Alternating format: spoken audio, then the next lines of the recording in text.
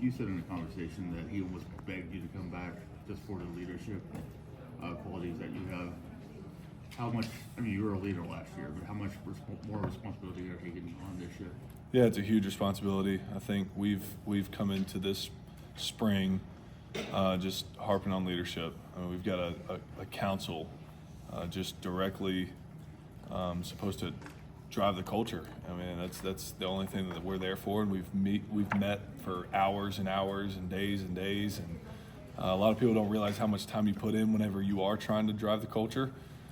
So with the emphasis that we put on it this year, it's a lot more responsibility, but I think it's you already see some positive effects. You see some guys that normally would not be bought in right now that are bought in, that want to do the right thing, that are changing their habits and certain things that they do, and that's refreshing and that's rewarding if you're putting in that kind of work, which it's a lot right now. But you said you guys sort of put together a presentation. What was kind of involved in that presentation? Yeah, basically just the things that we believe in, what we want our core values to be as a team, as players. We obviously have the ones that Coach Freeze tells us about and that we believe in as well, and we're trying to mesh both of those things, and then also just standards that go with it. You have we have the definition of what our core values are, and then the standards underneath it. And this is how you get it done. This is how you're supposed to do it. And if you don't do it, this is what happens. So just putting in standards in place and holding each other accountable. It's a huge word, but oftentimes people can say you're holding each other accountable, but you're not really.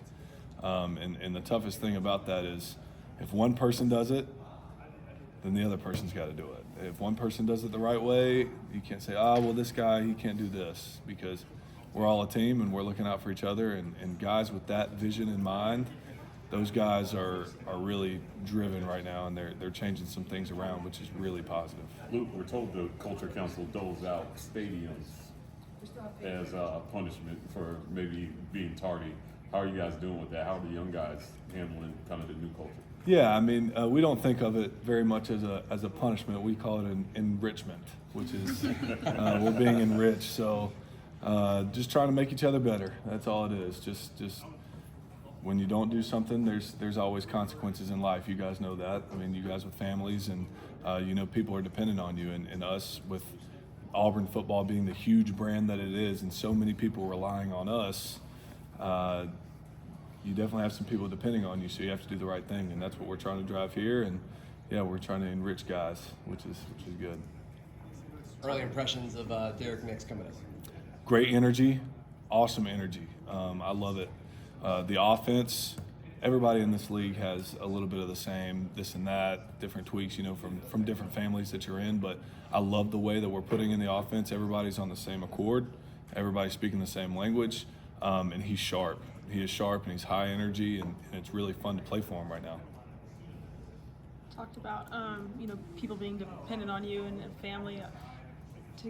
How are you kind of obviously you guys are expecting, your family's expecting. I mean, just kind of what does that look like for you in spring ball? I mean, early in your wife's pregnancy, and I imagine you're going to have a baby right towards the start of the season, right? Yep. Due date is right around fall camp, so that's perfect timing. But we're just taking it day by day. We're excited, we're blessed, and we're just thankful that we are able to receive this blessing and still do the things that I love and the things that my wife loves. She loves this place too. So being able to have Auburn football and my family all at the same time, I wouldn't have had that chance if I didn't come back for a 6th year, which feels like a 12th year, but I wouldn't have had that chance. So I'm blessed and thankful for those opportunities, and I can't wait for my baby boy to be born. Oh, it's a boy. Yeah, it is a boy. Right. Yep. August 15th is due date. So you got to be there for a big moment for Brandon recently. I did. Yeah. So he got engaged, and I'm not quite sure what the wedding plans are. The guy doesn't usually do much of that. We kind of get to stay out on that, but I'm proud of him. Jackie is his now fiance, and she's an awesome girl, and there are some big things happening right now with some of the few old heads left around. Mostly new faces, but some of the old guys are experiencing some pretty cool things. Where have you seen growth and development Peyton came in having played a lot of college football already, but this is his first full off season as a quarterback.